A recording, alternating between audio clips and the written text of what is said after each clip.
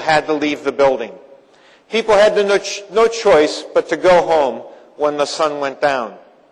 Second, I made sure people took vacations. I held managers responsible for their people taking vacation because I'm a big believer that people need rejuvenation. They need to be at their creative and executional best.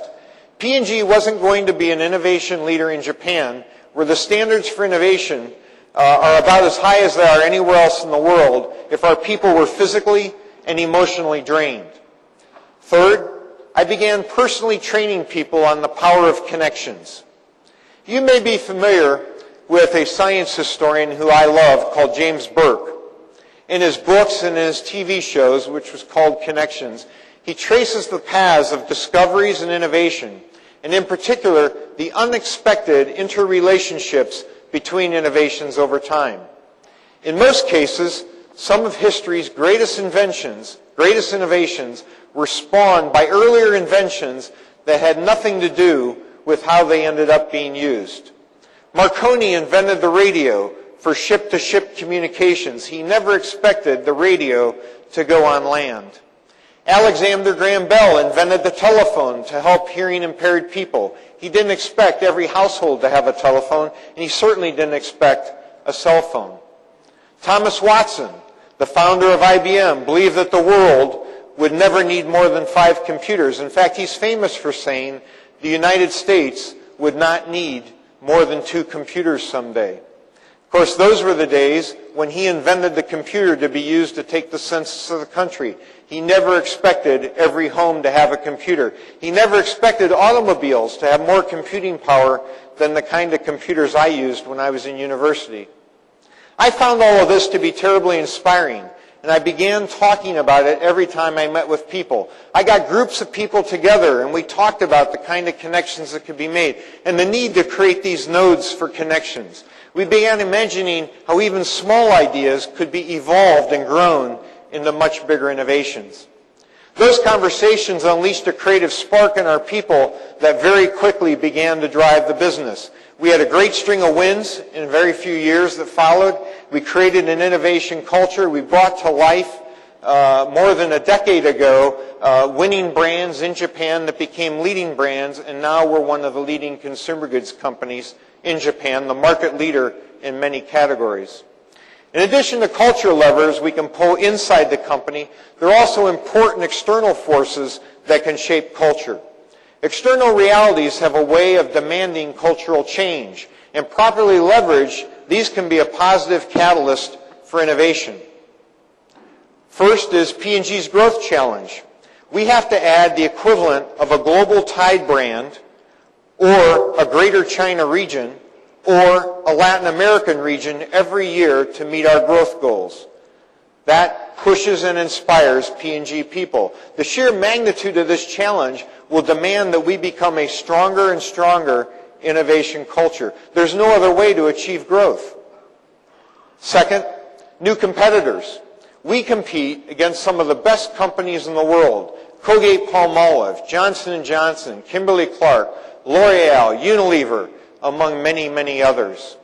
We also compete against new, lean, and hungry competitors, retail private labels, low-cost manufacturers in developing markets. They are formidable competitors, formidable foes, and they'll demand innovation leadership from us in every part of our business. Third, the external price-cost squeeze. The global economic downturn is having a significant impact on consumers in developed markets and in developing countries alike. Consumers need and are demanding more value now than ever before. Innovation drives value. Fourth, the realities of this flat world. There's probably no country in the world where these realities are more evident today than here in India. This will demand greater agility, greater flexibility and speed, and a greater capability to deal with ambiguity and unpredictable change, all elements of an innovative culture. These and other external forces are good for us. They make us stronger. They demand the best of us, and they create abundant opportunities to innovate in everything we do. The final driver of innovation is leadership. And I can tell you from personal experience and up-close observation, innovation leaders have unique responsibilities and must possess or develop a few unique skills or strengths.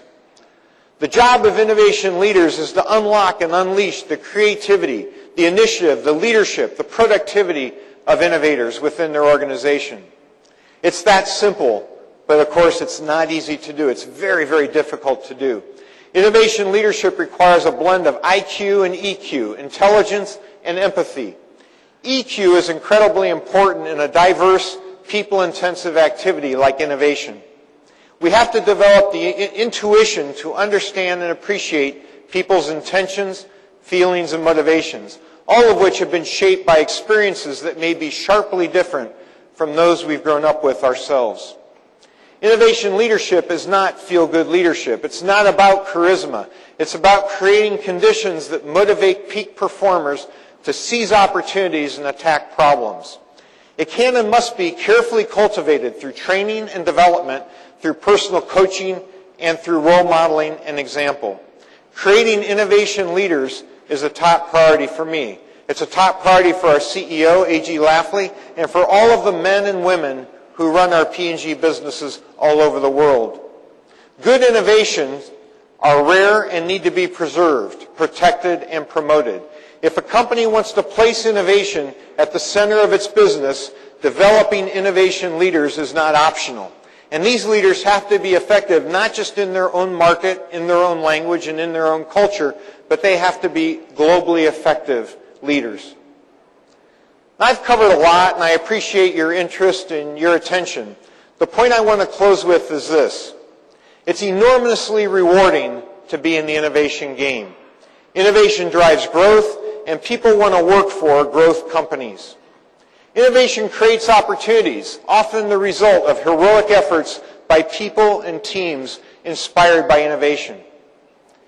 Innovation improves lives, which makes it the most intrinsically rewarding work any of us can do. It's on this point that I want to close. Last year, P&G celebrated its 170th anniversary. Last October, we celebrated our 171st birthday. We made a small but important change last year to P&G's statement of purpose. We added the words, now and for generations to come. We made this change because we wanted to signal to ourselves and for others, our partners, that we're a company of individuals who focus on doing what's right for the long term.